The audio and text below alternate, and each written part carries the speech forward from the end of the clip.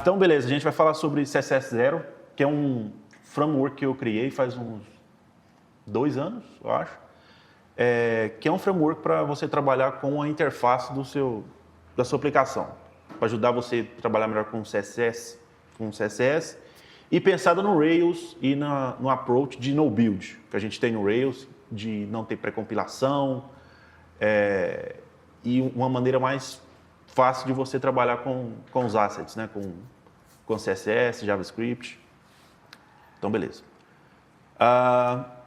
Então, meu nome é Lázaro Nixon, eu sou Senior Developer, eu atuo na área já faz mais de 15 anos. Comecei a programar em Java, trabalhei por em torno de 5 anos com Java. Com o Ruby on Rails eu mexo desde a versão 4, Rails 4. Eu lembro que eles estavam lançando o Active Job nessa época. E já tem 12 anos já. Eu sempre gostei de open source. Eu sempre gosto de... Quando eu tenho uma ideia, eu fico muito empolgado até o ponto de eu fazer uma gen. com o pensamento que eu tenho na cabeça, porque eu tenho que fazer alguma coisa com essa vontade. Então, eu criei algumas bibliotecas. Authentication Zero, acho que é a mais famosa, tem quase 2.000 estrelas no GitHub. É um gerador de autenticação. Antes do Rails ter uma autenticação, eu criei esse projeto com esse intuito. Basicamente a mesma coisa, só que tem mais funcionalidades e eu acho que o código é mais simples do que o gerador que a gente tem hoje. É mais fácil de entender. Tem o Administration Zero, que é um gerador de painel administrativo. É uma engine que ela funciona hoje, beleza. Ela usa um tema do Bootstrap, esqueci o nome do tema. Mas é uma ideia que eu quero trazer para o CS Zero também. Provavelmente eu vou fazer um admin zero, que vem do CSS Zero, que vai gerar um painel de administração com os temas do CS Zero, em vez de usar o Bootstrap hoje. Eu tenho essa ideia, eu tenho essa vontade, mas não tive o tempo ainda. E tem outras bibliotecas, Strada Rails, que também está precisando de uma atualização. É uma gen, o mesmo jeito que a gente tem o Stimulus Rails, que você só coloca a gen lá e fica mais fácil de você integrar com estímulos, a gente não tinha para Strada. Hoje mudou o nome desse componente, eu acho que é Bridge, alguma coisa Bridge. Acho que ainda não tem essa gen, eu também pretendo fazer também, para ficar mais fácil. Porque hoje você tem que entrar lá no manual, no tutorial. O tutorial não é específico para Rails, é específico para qualquer linguagem. Você tem que adicionar o NPM, ou adicionar a entrada lá. E com a gen fica mais fácil. Você tem um gen install lá, fica mais fácil de você usar. Turbo Native Initializer, também precisa atualizar ele com as novas versões do Turbo Native, que teve muitas mudanças atualmente. Ele é um gerador de aplicação mobile. Então, pelo terminal, você coloca lá Turbo Native Initializer, o nome da aplicação, se ele vai ser com tabs ou vai ser só uma tela só, e ele gera a aplicação iOS ou Android, sem você precisar abrir o Xcode ou Android Studio. É muito interessante. E semana retrasada, eu estou querendo aprender Vim, esse tipo de coisa. Eu criei duas são dot files que a gente chama. São arquivos de configurações para você melhorar a sua experiência no terminal. E já tem o Lazy Vim no Mac. Parecido com o que a gente tem no OMAC hoje, que é a distribuição Linux do EHH. Então eu extraí muita coisa lá do OMAT, muita coisa do OMI ZSH, que é para melhorar o terminal, e estou colocando nesses repositórios aí. Então, primeiro um pensamento do dia, vamos pensar nessa frase aqui. Os erros do passado voltam sempre disfarçados de novidades. Eu não achei quem que era esse aqui, vamos supor que eu Chapolin Colorado. Não tem quem falou quem deu esse enunciado. Então, eu acho muito importante, sempre que a gente vai olhar uma ferramenta nova, a gente pensar no passado que a gente tinha e o que diferente tem de agora. Será que está tendo alguma evolução? Porque nem tudo que é novo é melhor. Isso eu tenho certeza. Então, esse é um framework que a gente tinha no passado em Java. Eu comecei a trabalhar com Java JSF, que é o nome do framework, e é muito legal esse framework aqui. Ele é para Java, ele faz parte do Java. No Java a gente tem o Java EE 8, que é tipo um Rails, que é um conjunto de frameworks. Então, no Rails a gente tem o Active Record, no Java EE 8 a gente tem JPA. Só que diferente do Rails, o Java EE 8 é uma especificação. Então, a gente tem um JPA e a gente tem, que é um framework de persistência, a gente tem várias implementações do JPA. Então, a gente tem Eclipse Link, tem o Hibernate. Então, essas especificações do Java EE 8 são tipo interfaces que cada pessoa faz a sua implementação, cada empresa faz a sua implementação. Essa especificação é feita por grandes empresas tipo IBM, Red Hat e Oracle. Eles têm um comitê que define o que vão ter nos frameworks. E parte dessa umbrella, desse guarda-chuva, é o JSF, que é o framework de Vue, vamos dizer assim, que a gente tem. E o PrimeFace era uma suíte de componentes que usava esse JSF, e tinham componentes pré-feitos. Ele trabalha em cima do negócio que chama Servlets, que é a mesma coisa do Hack, que a gente tem no Ruby. E o Java Server Faces é uma camada em cima desse Servlets. Nessa época, a gente tinha várias bibliotecas que estavam fazendo sucesso. Tinha o Rich Faces, que era da JBoss, tinha o Ice Faces, e esse é o Prime Faces, que ficou o mais conhecido na época. E um cara fez essa biblioteca. O nome dele é Çağatay Sifisi. Ele é da Turquia. E foi a primeira experiência que eu tive assim, com open source. Um cara sozinho que fez um trabalho melhor do que grandes empresas e tal. Hoje, o PrimeFace tem mais bibliotecas. Ele tem uma suite de componentes para React, Angular, Vue. Vue ele é a mais popular hoje, é a mais usada, a biblioteca mais usada em Vue é o PrimeFaces hoje. Então, esse cara, esse Çağatay Sifisi, se você falar em componentes, cara, ele está trabalhando há muito tempo com esse negócio. Antes do React, antes do Bootstrap, ele já mexia com componentes. E essa é a ideia. Então, a gente tem que olhar para o passado para a gente ver o que a gente está fazendo hoje. Ele era muito famoso na América Latina. O Brasil era o principal usuário do PrimeFaces. Por quê? Porque a gente tinha pouco dinheiro, né? Tinha essa ideia do full stack. Uma pessoa só tinha que fazer um sistema lá, sei lá, para uma empresa, era você sozinho. E o PrimeFaces ajudava isso. Basicamente, você não precisava saber muito da web, nem HTML, pouca coisa, nem CSS, nem JavaScript. Ele tem as suas próprias tags e que interagem com o back-end de uma maneira muito fácil. Nem aquele ciclo da web, que é request response, ele não se preocupa muito. Eu vou explicar um pouco mais para frente. Ele era baseado no jQuery. Então, por debaixo dos panos, ele usava o jQuery como seletores, aquelas coisas do jQuery, e também os componentes, que era o jQuery UI, no começo. Depois ele reescreveu tudo do zero, sem jQuery. Mas eram baseados no jQuery. Você pode ver que tem um monte de componente, cara, para aquela que a gente nem tem hoje. Nem tem hoje. Em especial as tabelas, por exemplo. Você vê que tem filtro, tem paginação, tem ordenação, tudo integrado com back-end. E tudo só plug and play. Era um negócio incrível. Coisa que hoje ainda é difícil de fazer um negócio desse aqui. E no Java era muito fácil. Uma pessoa sozinha fazia isso aqui. Putz, em 5 minutos você tinha uma table dessa aqui. Feito, funcionando.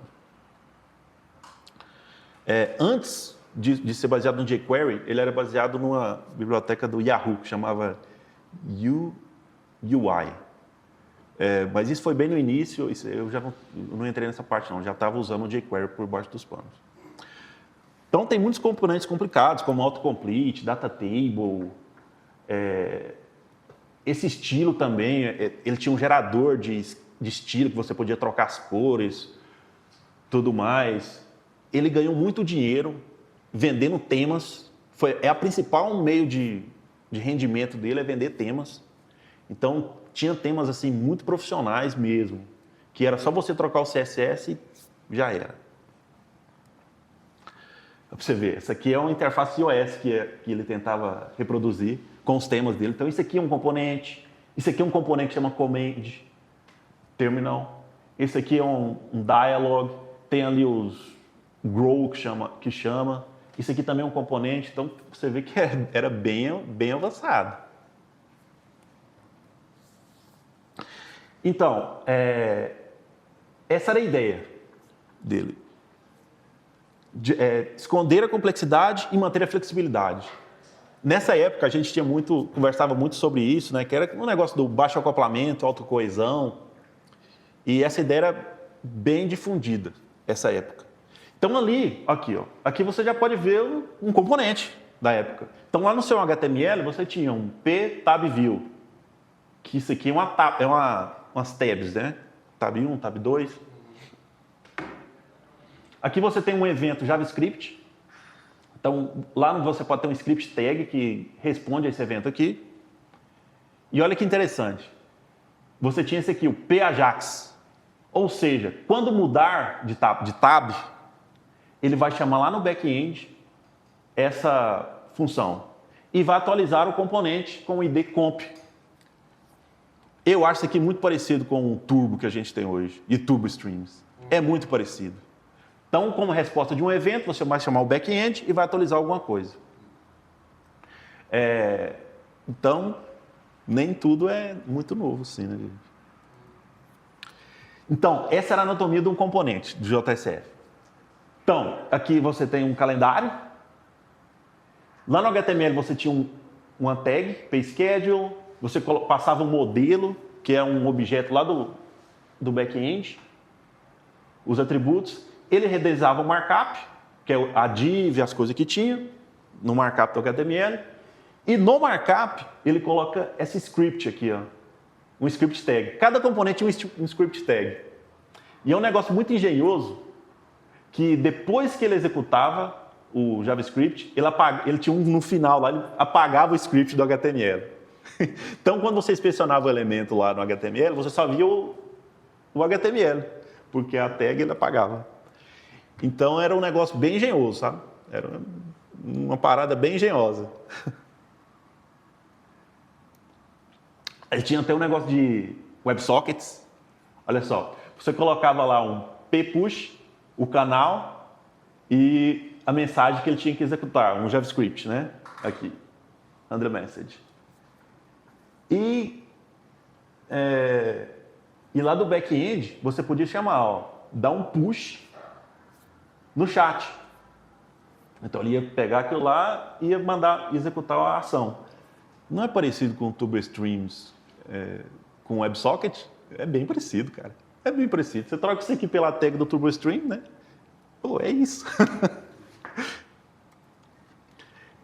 Muita coisa que a gente está tentando fazer hoje já era implementada.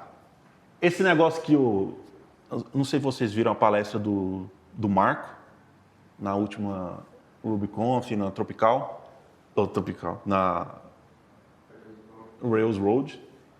Ele vem com essa ideia que o nosso HTML hoje, no Rails, ele é só um string. Tá? Ele só concatena strings e mostra na tela. E o que o Marco está tentando fazer com o Herb é que cada tag HTML vai ser representado em uma árvore de nodes, de nós. E a gente já tinha isso no JSF. Então, cada componente aqui era uma classe, representava uma classe. Aí, coisas como linter, funcionava coisas como erro. Quando dava um erro, um avião lá, você sabia qual componente que estava errado. Aparecia lá, na árvore de componentes, isso aqui está errado. Então, várias coisas que ele está tentando implementar hoje, já tinha. E em abril de 2013, eu recebi esse e-mail aqui. Eu estava muito engajado nesse projeto. E tinha um fórum lá que a gente postava dúvida, postava ideia. E eu comecei a mandar mensagem pro cara. Por que eu não implemento esse componente dessa maneira? Por que não implementa outro? Dava um Ctrl+C e dava um Ctrl+V lá no fórum, como componente. E eu recebi essa proposta aqui de trabalhar no Private Facing Mobile, que era uma ideia que ele estava trazendo de implementar componentes da web com o JSF, para mobile. Então, a gente tinha o jQuery UI, que era componente desktop, e tinha o jQuery Mobile. Então, em vez de você renderizar ali um componente, um botão, por exemplo, web, renderizava um jQuery Mobile, um botão daquele tipo. Então, isso aqui é a estrutura do Private Face. Você pode ver que, aqui, essa aqui representa aquela tela ali do jQuery Mobile. Você pode ver que não tem nada de HTML, nada de CSS, nada de JavaScript. Todas são tags do Private Face. Esse output text aqui, eu acho que ele gera uma div. O input text, ele gera um componente input do Private Face. E assim por diante. Componente button. Então, isso aqui, gente, foi antes do React, antes do Bootstrap, antes dessa história toda de componentização. A gente já tinha essa ideia dos componentes. E aqui eu tinha tudo aqui. Se você colocasse um Ctrl espaço dentro do velho, tinha um autocomplete com o que você poderia usar. Se você colocasse um Ctrl espaço, um autocomplete no input text, eu tinha todas as opções, todos os atributos, com a documentação de cada atributo. Né, que é que o Herbert está querendo fazer hoje com o Rails. E entre outras coisas, como eu já mencionei, o linter, se faltasse um atributo required aqui, requerido, ele mostra onde está faltando, você tenta rodar, mostra a linha que está o erro, autoformatação, tudo funcionava aqui, gente. Na IDE, é claro, né? E eu vim para o Rails, foi uma das coisas que eu achei mais atrasada no Rails, na época. Falei, nossa, o Rails é ruim demais, não tem nenhum autocomplete. Eu faço tudo aqui no editor de texto. Que atrasa isso aqui. Mas logo eu vi que era a filosofia do Rails. E eu comecei a gostar disso aí, sabe? Mas agora é interessante, né? Agora eles estão querendo implementar isso aqui no Rails. Mas, tipo assim, eu não preciso mais disso. Mas, para gente que está começando assim, que está entrando, é bom ter uma ferramenta desse tipo.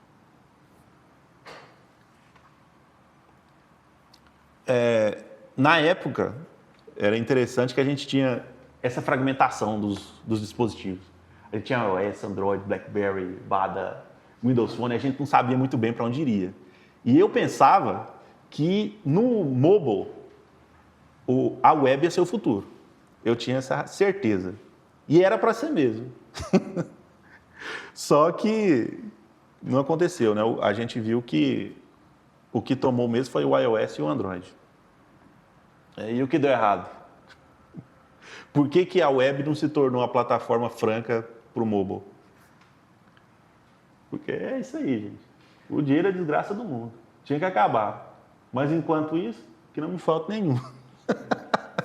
Ou seja, tem até uma palestra do Steve Jobs, onde ele fala, ele mostra a primeira versão lá,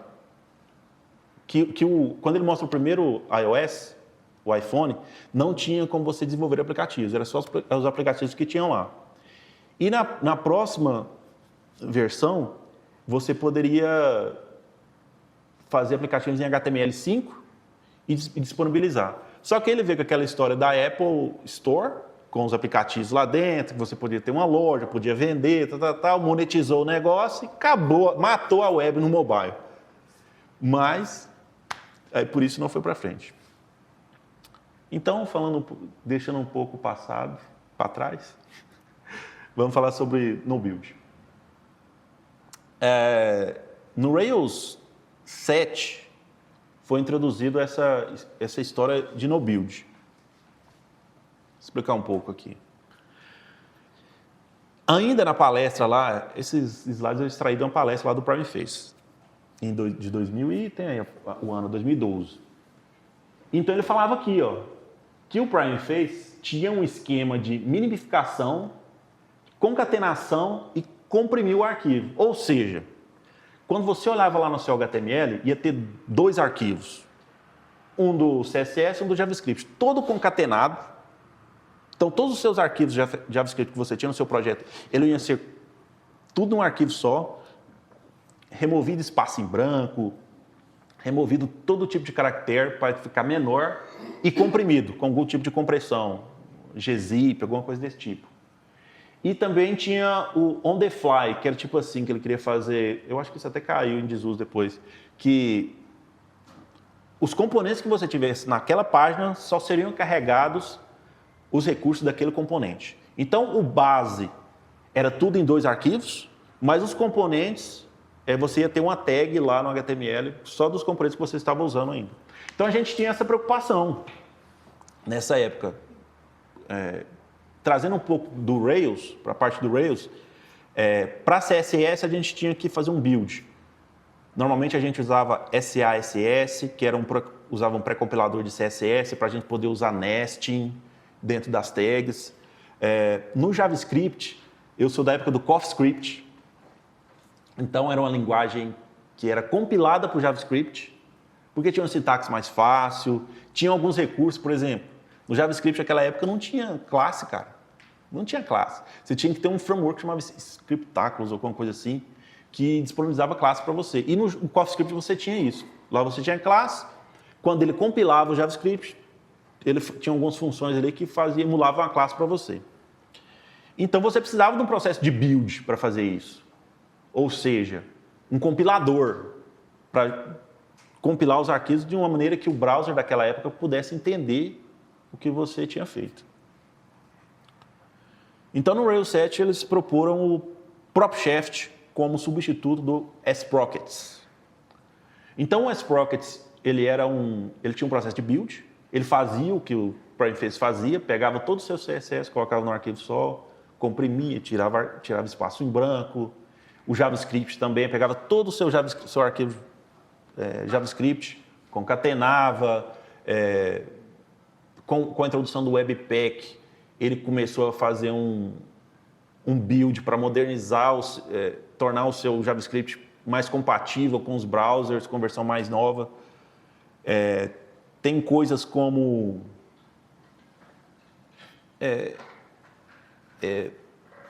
traduzir as URLs que você tem no seu CSS ou no seu JavaScript para usar as assets do Rails. Então, o PropSheft matou todo esse processo de build. É engraçado que eu fiz uma entrevista esses dias para trás e um cara perguntou para mim qual a função do Asset Pipeline no Rails. Eu falei para ele, hoje em dia quase nada, porque hoje no Rails não tem build, só tem um processo de mudar as URLs que você tem no seu CSS e para colocar um hash nos arquivos para manter o cache, para manter o seu aplicativo cache-friendly. Ou seja, o nome do seu arquivo só muda quando você altera o arquivo. Então, você pode ter 100 arquivos carregados lá no HTML, se você atualizar a página, nenhum vai ser buscado no servidor novamente. Só os que você atualizou. Então, o PropSheft faz isso.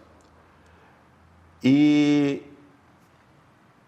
é isso. Essa aplicação aqui é o hey.com da 37 Signals. Isso aqui é a página de login, gente. Vocês podem ver nessa tela aí que são 401 arquivos CSS e JavaScript. Todos servidos de uma vez. Ou seja, hoje em dia, Você não precisa colocar tudo num arquivo só ou em 2 arquivos, porque hoje existe um recurso no HTTP2 que os recursos são carregados de forma assíncrona.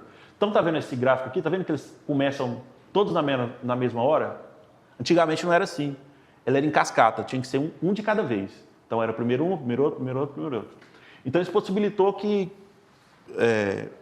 você pode servir os arquivos como eles vêm da sua aplicação, e não importa se são 400, se são 500, você pode fazer isso diretamente na sua aplicação sem um processo de build.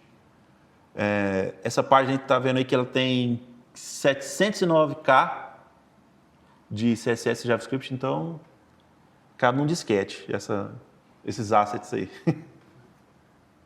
Se você pegar qualquer aplicação hoje em React, esse tamanho dobra. Ou mais. Então, pensando nesse processo de no build e na modernização do Rails, também pensando no Rails Way, eu criei o CS0. Ele é um framework visual pensado nos padrões da web e que acredita no potencial dos browsers. Então, tudo que vem saindo nos browsers ultimamente, que é compatível com os 3 principais browsers, Firefox, Chrome e Safari, eu implemento aqui. Tudo que é de novo, eu tento implementar aqui. E o Rails tem uma feature também, que você pode bloquear versões dos browsers. Então, isso encaixa perfeitamente. Então, você pode colocar lá que você só quer os browsers que são suportados as versões do browser que são suportados nos 3. Ele é 100% no build, ou seja, o CSS que está lá na sua aplicação vai ser o CSS que está lá na página. Ele é 100% Rails Way, então só plug and play. Ele vai funcionar. Se você colocar um Rails New e adicionar a biblioteca, ele vai funcionar fora da caixa. Se você usa coisas tipo ESBuild, coisas desse tipo, e quer servir o CSS por ele, eu já não sei como é que vai funcionar isso aí. Fica por sua conta e risco de implementar. Mas quando eu faço isso aí, eu penso na aplicação padrão do Rails.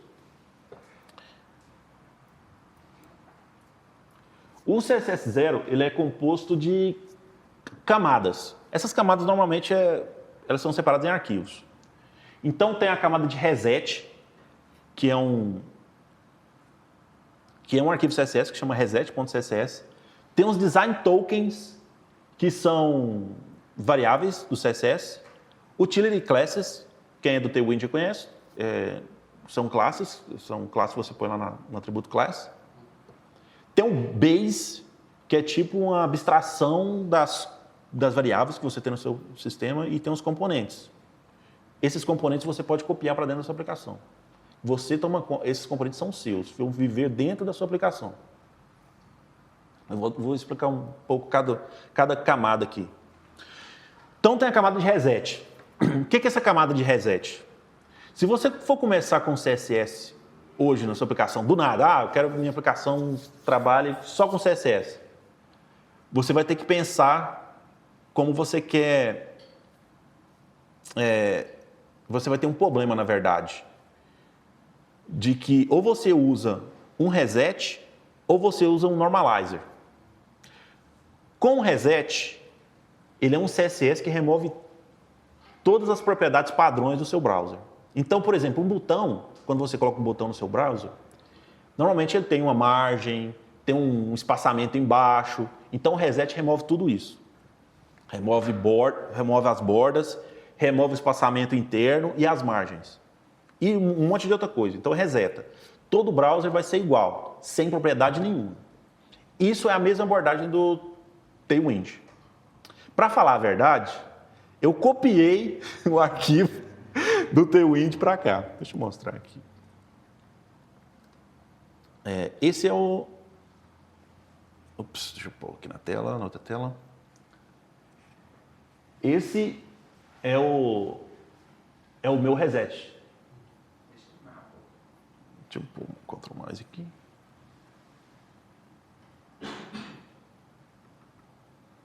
Então, esse é o meu reset. Esse arquivo aqui você não precisa entender, só precisa saber que ele existe. Mas a gente pode ver aqui um detalhe aqui. Aqui, ó. Ele remove toda a margem, todo o padding, todas as bordas, exceto o border box. E se eu abrir o do Tailwind aqui, vamos ver aqui, ó. Do Tailwind. É esse aqui. Então é o mesmo, na verdade. É o mesmo arquivo, tá vendo? Então o pessoal pergunta muito para mim, e aí, você já roda isso aí em algum lugar? É confiável? É claro que eu rodo aí. Eu copiei, pô, copiei de outros projetos. Nada que eu faço assim é inventado nada, gente. Eu sempre pego um pedaço de um pedaço de outro e vou construindo a minha ideia. Então, essa camada de reset. Ai, cadê o mouse? Meu Deus. Então, essa camada de reset. E tem um normalizer. Alguns componentes usam, algumas bibliotecas implementam esse padrão, que é o normalizer, que é o seguinte: ao invés de você remover as bordas, o estilo padrão dos componentes, você tenta manter uma coerência entre os browsers. Alguns browsers, por exemplo, o botão tem uma margem diferente dependendo do browser. Então, o Bootstrap, por exemplo, é um exemplo disso. Ele implementa um normalizer ao invés do reset. O reset eu acho melhor, porque sempre quando você começar a escrever um componente, você vai saber que ele não tem uma margem padrão, um padding padrão, e você pode começar mais facilmente. Design tokens. Muita gente pensa que o Tailwind ficou famoso por causa das classes do Tailwind, né? Em vez de você escrever o CSS lá no CSS ou até nas classes.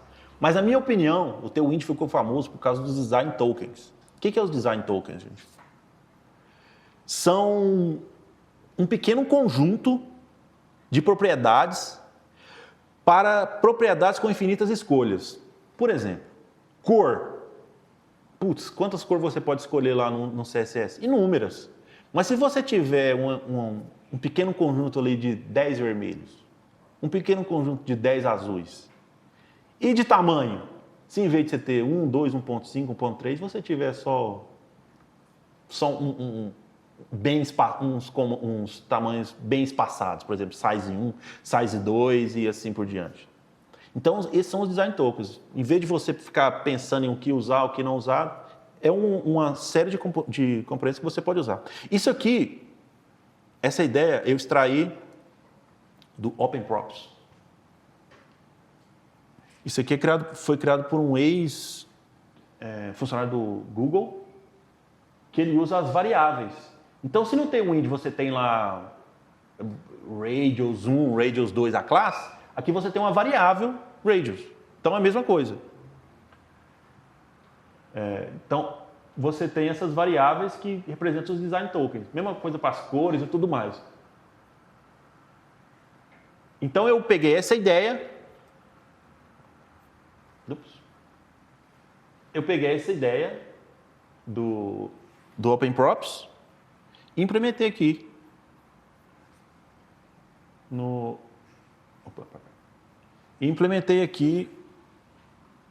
CSS0. Então, se a gente ver no CSS0, tem esse arquivo aqui que chama variables. Tá vendo esse import aí? Ele é padrão do CSS hoje. Então, você pode incluir outros arquivos aqui nesse arquivo aqui. Então, por exemplo, colors. Se a gente for aqui no colors, a gente tem várias variáveis para colors. Então, cinza. A gente tem 11 cinzas, 10 cinzas, sei lá. A gente tem um cinza que a gente pode escolher. Vermelho. Tem alguns vermelhos que a gente pode escolher. E essas cores foram extraídas também, adivinha? Do Tailwind. Então, usa a última versão de cores, que é esse OKLCCH. Então, se você tem um monitor melhor, as cores vão ficar mais vivas no seu monitor. Então, desse tipo de coisa. Deixa eu pensar aqui. Aí, mesma coisa para... Cadê? Então, mesma coisa para tamanhos também. Olha lá. Em vez de você ter um tamanho, cada coisa sua ter um tamanho diferente, você pode escolher um size 1, size 1,5, size 2, size 2,5. E ele tem esse padrão aqui que é o RAIN e o equivalente em pixels, né? Para você seguir. Olha lá. É percentual, tamanho de percentual, 1,5. Metade, 50%. E coisas desse tipo. Então, todas as propriedades que podem ter infinitas escolhas, eu criei uma propriedade para ele. Não são muitos, tá? São poucas coisas, borders. Muito menos que o Tailwind, viu? Até por causa de uma questão de espaço, eu tentei reduzir essa quantidade de variáveis que você pode escolher. O que é uma boa coisa, cara, porque um problema hoje do CSS é que ele tem infinitas propriedades, infinitas configurações que você não precisa saber hoje. O CSS é uma linguagem muito antiga, tem coisa que você nem usa mais. Então, um dos problemas de começar a aprender CSS é isso. Quais propriedades que eu devo aprender? Tem milhares. Então, aqui é um apanhado das mais usadas que você pode ter que ir debaixo da sua mão. Então, a parte de design tokens é isso. Então, eu procuro usar os mesmos nomes das variáveis do Tailwind também, para as variáveis, e manter essa coerência, né?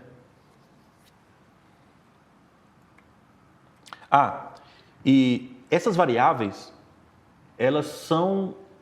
O objetivo dela é você usar essas variáveis para fazer os seus componentes. Então, lá no CSS, quando você fazer um botão, você vai ter uma classe botão, e esse botão vai usar essas variáveis. A gente tem utility classes. Eu não sou contra utility classes. Eu sou contra usar para tudo. Então, é muito útil ali você estar no HTML ali, você quer escrever um conteúdo de alguma coisa, você só usar os utility classes. Eu quero esse texto maior, eu quero ele bold, um espaçamento aqui embaixo, usa um utility class para isso.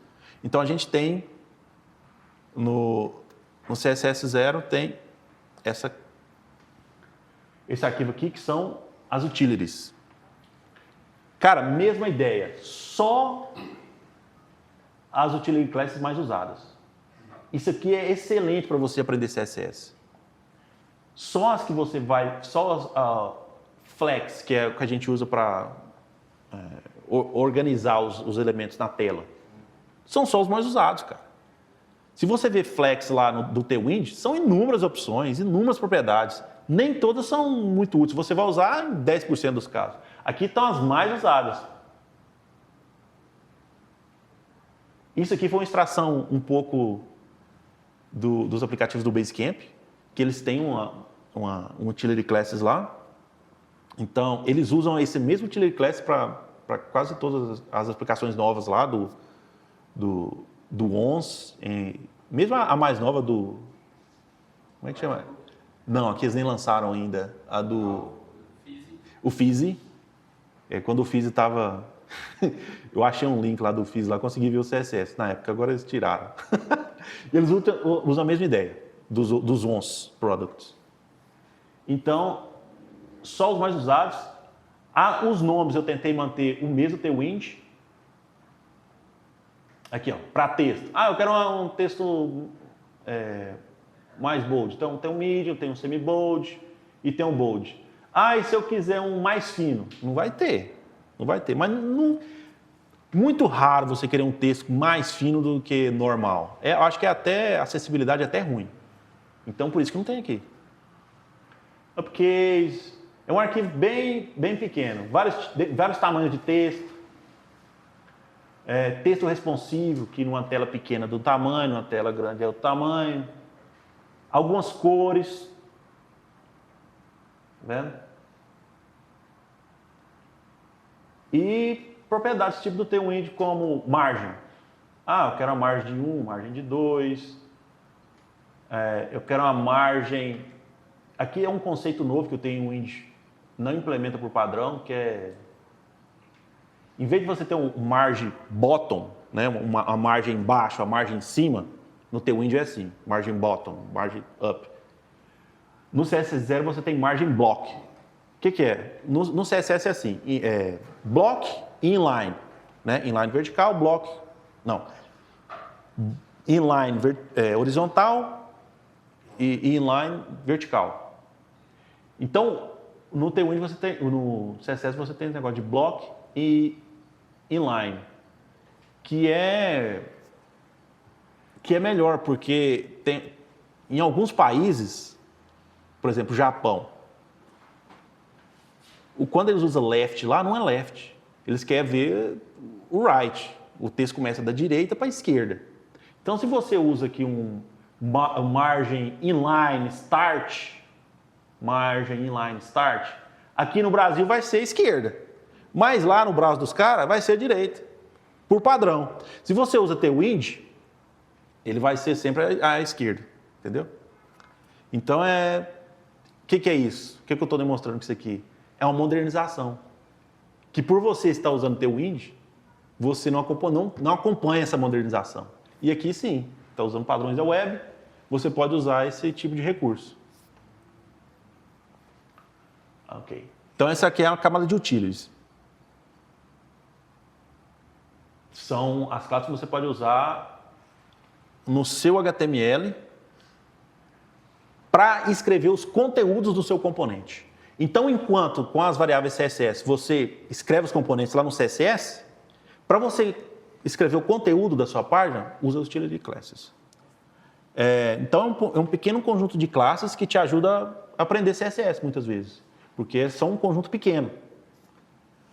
O CSS não é difícil, só tem muitas propriedades que são ultrapassadas. E tem os componentes. São baseados no ShadCN. Tem uma biblioteca de React, que tem vários componentes, que chama ShadCN, e eu extraí, na verdade foi um desafio. Eu queria fazer as mesmas coisas que tinha lá nos componentes do React no HTML. Será que é muito complicado assim? Será que precisa de React para fazer um componente daquele? Eu cheguei à conclusão que não, porque eu consegui fazer quase todos os componentes só usando HTML e CSS e quase nada de JavaScript. Então, por exemplo, esse aqui é um accordion lá do ShadCN. Então você pode ver que tem um code aqui, tem vários componentes, e tem o do CSS0.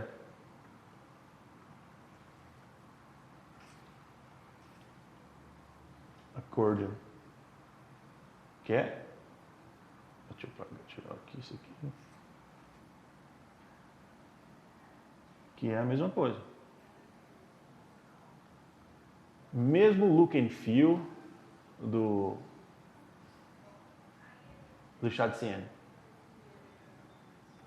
Mesma coisa. Só que implementado só com CSS, JavaScript e HTML. Então esses componentes vivem dentro do seu repositório.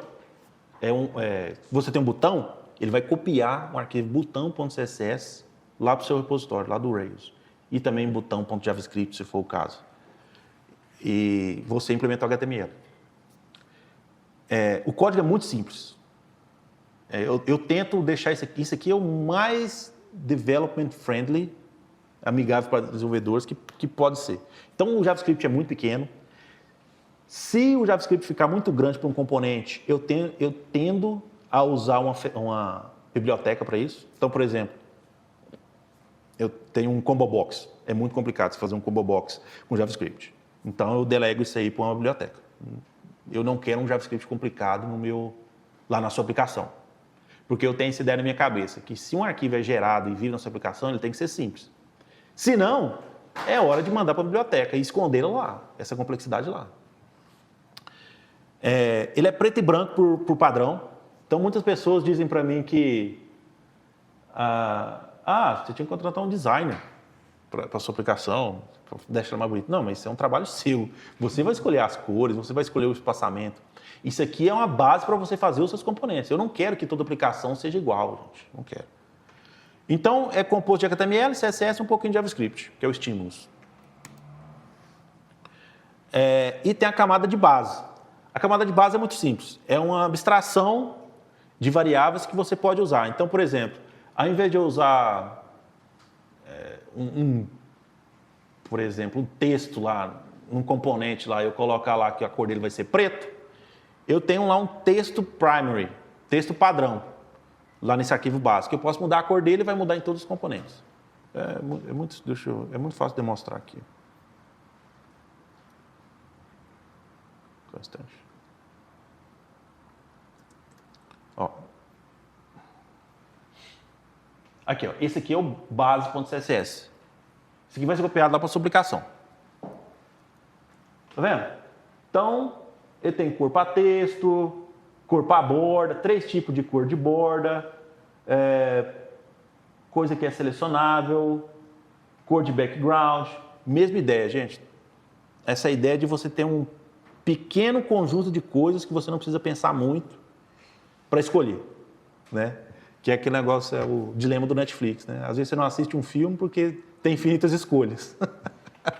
E você acaba e não escolhe nenhum. Então é um arquivozinho bem simples que você pode trocar. Ó, aqui de novo, ó. Esse aqui é moderníssimo do CSS. Foi lançado esse ano e está disponível nas 3 plataformas. Isso é uma função que, quando o seu browser for branco, for tema branco, ele vai usar esse cinza. Quando ele for preto, ele vai usar esse. Então, isso aqui é uma coisa nova do CSS. Aí lá no Tailwind, o que eles implementam? Implementam uma classe, que é 2 pontinhos, você coloca um dark. Perdeu. Isso aqui você perdeu, mano. Esse aqui é só nativo. Você vai ganhar com isso aqui. Vai ganhar essa funcionalidade. E tem outras coisinhas, tipo, qual vai ser a cor padrão que os seus componentes vão herdar, a cor do progress lá do turbo, esse tipo de coisa. Então, quando você pode criar os seus componentes lá, copiar e só vir nesse arquivo aqui e trocar as cores e esse tipo de coisa. Então, ele é copiado para dentro do seu projeto e é para customização em geral. Cor de fonte, background. E o Tailwind, cara? Por que você não usou o Tailwind? É só usar o Tailwind aí, todo mundo está usando. Bem, por que é muito usado hoje? Cheguei a essa conclusão. Ele resolveu um problema do React, cara, o Tailwind. Eles tinham um problema no React que você tinha um componente, o markup do componente, e você tinha o CSS com o mesmo nome e a mesma estrutura. Então você tinha esse tipo de duplicidade. Você tinha no CSS e tinha no componente também. Com o Tailwind, você pode embutir essa estilização dentro do componente. E já que você está usando o componente, fica mais organizado, né? Não fica tão feio. Você não vai colocar aquela classe lá no seu... onde você usa o componente, vai estar dentro do componente. Então, e você pode chegar lá e copiar um componente lá de uma parte, colar lá e vai estar funcionando. Não tem problema o markup ser feio, já que o CSS, aquele tanto de classe lá, está dentro do componente. Eu já mencionei isso aí, que um diferencial que eu vejo é os design tokens. Então, para mim, o que faz o Tailwind sucesso foi o design tokens. Em vez de você escolher 1000 cores, tem lá 10 vermelhos, 10 azuis. Ótima documentação do Tailwind. Tudo é visual, você pode ver cada funcionalidade. Muita gente fala que o Tailwind é mais fácil do que o CSS. Mas como, gente? É a mesma coisa, velho. Só que em vez de você colocar 2 pontinhos o nome da propriedade, é uma classe só para aquele negócio, mas é CSS, o Tailwind é CSS, gente. Só que a documentação deixa isso mais claro, mais simples, com exemplos. É muito boa a documentação. E você pode usar a documentação para o CSS0, porque eles se traduzem, né? E componentes. Opa! Eu estou falando num trem de trás. E componentes. Então, hoje em dia a gente tem o Flowbeat, Daisy UI, Tailwind Plus. Então, muitas vezes não, a maioria das vezes a gente não quer mexer com CSS. A gente traumatizou tanto de CSS, esse tipo de coisa que a gente não quer. Só que é um componente para chegar lá, dar um Ctrl+C e Ctrl+V. Perfeito, cara. Pro Tailwind, isso foi perfeito. E Por exemplo, bibliotecas como, acho que é o Daisy UI, eles nem acreditam nesse negócio mais de classes, né? Eles pegam um monte de classes lá do Tailwind e colocam numa classe só. Então essa ideia de, ter classes é melhor, tal. Mesmo os frameworks do Tailwind, alguns não concordam com essa ideia. Para IA, é perfeito. Opa. E o momento também, né, gente? Que o dinheiro tem que acabar, só que até lá não me falta nenhum, né? Então, aquele momento do React, todo mundo front-end, back-end, aquela explosão, todo mundo virando front-end, foi o momento certo. E para as IAs também, que hoje em dia você manda gerar uma tela lá, né? Ele gera tudo um arquivo só e já era. E normalmente usa sempre um gradiente no botão, normalmente um roxo. Estranho isso. Então, se é muito usado, tem que usar também, ué. Tem que usar isso no Rails, ué. Mas, agora a componização é obrigatória. A gente não tem componentes no Rails. Então, a gente vai ter que usar um Vue Component, vai ter que usar um Ruby UI, para a gente esconder essas classes. Abstração prematura. Esse aqui é o mal da programação, né? Tudo que a gente faz prematuramente. Otimização prematura, abstração prematura. Então, será que a gente precisa extrair um componente para tudo? Será que a gente tem um componente página tal, que vai ser usado uma vez, a gente tem que extrair um componente, extrair propriedade para uma página, que a gente nem vai usar de novo? Tem um processo de build. Acredite ou não, no Rails, se você gera uma aplicação lá e coloca lá que você vai usar Tailwind, tem um executável que roda lá na sua aplicação, que é feito em Rust, não sei o quê, que fica rodando lá atrás, que lê o seu HTML, vê as tags que você está usando, pega aquele CSS, joga para um arquivo e coloca lá na pastinha. Então tem um build aí por trás. Se você está usando Tailwind, sua aplicação não é no build. Não interessa se você está usando o próprio Chef, esse tipo de coisa. Sua aplicação não é no build. Ele tem um processo de build. Não é um padrão da web, então você perde toda a inovação que está tendo na web aí, você vai perder. Se não perder, você vai implementar de uma maneira muito estranha, por classes. E a gente não é uma prioridade. A gente não é uma prioridade desse framework, não, gente. Eles fazem mais pensando na componentização e React, que é o que mais famoso. E fez a gente desistir de aprender CSS. Quando a gente vê aquele HTML lá com milhares de propriedades, a gente pensa, não, deixa eu só pegar uma biblioteca aqui e eu uso isso aqui. Então, outro pensamento para deixar para vocês aí, o Tailwind resolveu os problemas dos componentes. Agora estamos criando os componentes para usar o Tailwind. Aqui um exemplo de código aqui, do CSS0. Então você tem ali um alert. Para você fazer esse alert, você coloca a classe do alert e usa as utility classes para fazer o conteúdo daquele alert. Diferente de uma componentização pesada, onde você define o que é título, o que é ícone, o que vai ficar à esquerda, o que vai ficar à direita, o que vai ficar embaixo. Não, eu deixo aberto. O componente é o alert ainda, então ele define as bordas, o espaçamento aqui, alguma sombra que vai ter, mas o conteúdo é você que faz. Isso aqui pode pôr qualquer coisa aqui dentro. Esse é o CSS daquele alert. Olha isso aqui. Eu acho melhor que um Tailwind. Eu acho. E usa coisas tipo assim, modernas, como valores padrões. Por exemplo, aqui, background color. Ele usa essa variável, alert background. Se não tiver, usa o color surface. Esse color surface vem lá do base.css, que você pode escolher a cor do surface, que é essa cor aqui, assim, ó, essa cor aqui. Que no branco vai ser essa cor, mas no preto vai ser um cinza. No tema dark vai ser um cinza. E coisas desse tipo aqui. E tem as alternativas, né? Então, se eu colocar um alert positivo, ele vai trocar o alert color, que é esse aqui, cadê o alert color? Por outra cor. É isso. Esse é o CSS daquele alert. Gente, e é incrível como os componentes todos se parecem. Um componente nada mais é que um quadrado com algum pad, uma borda e um conteúdo dentro. Todo componente é isso, gente. Então, todo componente vai ter um background color, todo componente vai ter uma borda, vai ter uma cor da letra, tamanho da fonte, inline size, que é para ocupar o tamanho todo, e um pad. Todo componente vai ter essas características.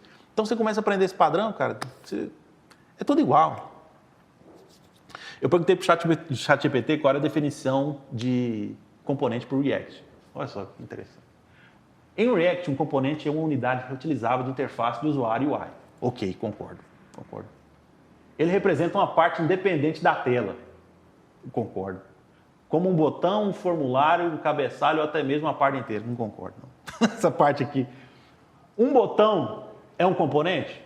É um componente. Mas a gente já tem esse botão lá no HTML. Ele chama button. A gente precisa implementar um botão em VUI, em Ruby UI ou um componente React para um botão? Se a gente já tem um botão, para quê? É muito pequeno e a gente já tem esse componente. Um formulário, já temos o form. Um cabeçalho. Um cabeçalho, o que é um cabeçalho? É um texto grande e a gente já tem uma marcação, que é o H1, H2, já tem isso. E fazer um componente com uma página inteira, eu nunca vou reutilizar isso para nada, para que eu estou extraindo isso.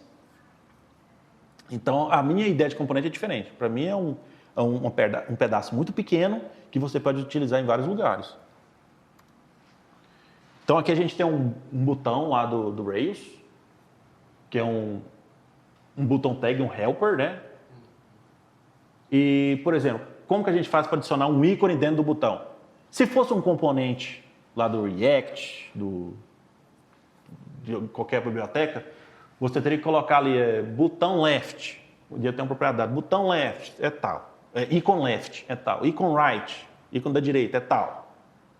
E você tem que... o cara quer colocar um botão embaixo, icon bottom.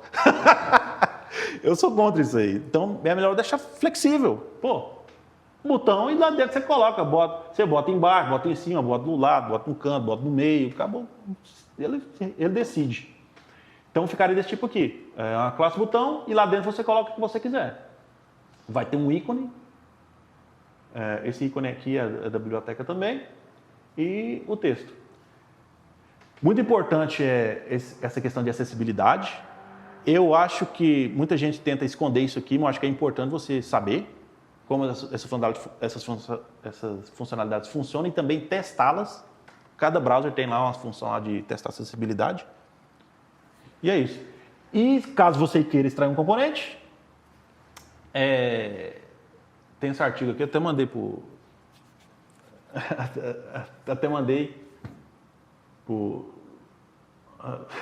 Putz, velho. Enfim, eu até compartilhei esse link aí, que você pode extrair por um componente. Por exemplo, figura aqui. Hoje é extraído desse jeito aqui, tá? Esse cara quer extrair esse componente, fazer esse design aqui, essa API para esse componente.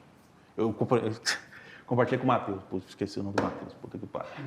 Então, você pode extrair por um componente. Só que faça isso depois, gente.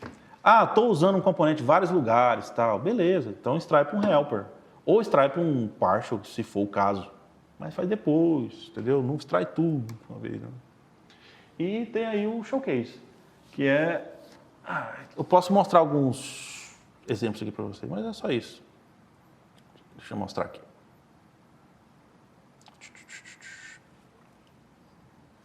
Tem vídeo no site? Tem, o site... Aqui, ó. O site é esse aqui, Lázaro Nixon CSS0, e tem o showcase, que é css0.lazaronix.com. Então aqui eu só vou dar uma passadinha aqui nos componentes aqui e te mostrar aqui, ó, cada componente, o que eu achei de interessante em cada um quando estava implementando. Cada detalhe assim que eu falo, não é possível que o HTML já tem isso, eu não sabia. Por exemplo, o accordion. Muito legal, né? Meu Deus, pois é. Hoje em dia, a gente tem o detail. Até pouco tempo atrás, o detail, quando você abria um, o outro não fechava. Então não era difícil fazer esse comportamento aqui. Você tinha que escrever algum JavaScript para isso. E nos últimos, acho que foi ano passado, eles adicionaram esse elemento nome aqui. Que se tiver o mesmo nome, eles fecham o outro. Então é uma coisa assim que melhorou. Então os três têm até DT. Então ele fecha. Então eu estou usando aqui um componente nativo do HTML para fazer um accordion. Isso aqui vem com várias melhorias, né? Muitas coisas boas, como a acessibilidade, que é direto do browser, o browser que implementa, também animação. Ultimamente também, acho que foi poucos meses agora, não está nem implementado aqui no Firefox. Isso aqui tem uma animação que abre devagarzinho, tem como você implementar. No Chrome aparece, aqui no Firefox não aparece a animação. Mas sem problema, culpa sua se está usando o Firefox. Né? Mas essa animação aparece no Firefox, porque foi implementado lá e aqui não. Esse tipo de coisa que é melhoria, né, eu não ligo. Tipo assim, que não vai alterar a usabilidade do usuário de um sistema para o outro. Olha lá. O alert, já mostrei. E outra coisa, o acorde aqui não precisa de JavaScript nenhum, gente. Nada. E o CSS? Pô, cara. 49 linhas, CSS, tá bom demais. Tá muito bom. O detail, que eu já mostrei. O alert, né? Olha lá. Olha lá. Alert negative. E o que vem aqui dentro é com você. Não mudava a cor? Tá vermelho. É porque ele tá um vermelho mais claro. Eu sou daltônico, mas eu achava que... Você tá daltônico? Eu achava que ele ia mudar o fundo, tudo, uma coisa... Não, ele só muda a letra. Cara, você acha que... uma versão anterior desse componente aqui eu mudava o fundo. Eu mudava o fundo e deixava. Só que como eles mudou lá no chat cena, eu falei, vou deixar igual esse negócio. Né? Olha lá. Lá no meu trabalho mesmo, quando o pessoal vai mexer com alguma coisa, quando eles terminam de fazer o componente, eles falam, dá uma olhada nisso aqui, você tá enxergando as coisas. Ué, bom, cara, você é uma... Você consegue diferenciar e tal. Aí eu falei, eu não sei qual é, mas eu consigo ver que isso aqui é diferente desse. Aí, beleza. Ele é o consultor de acessibilidade.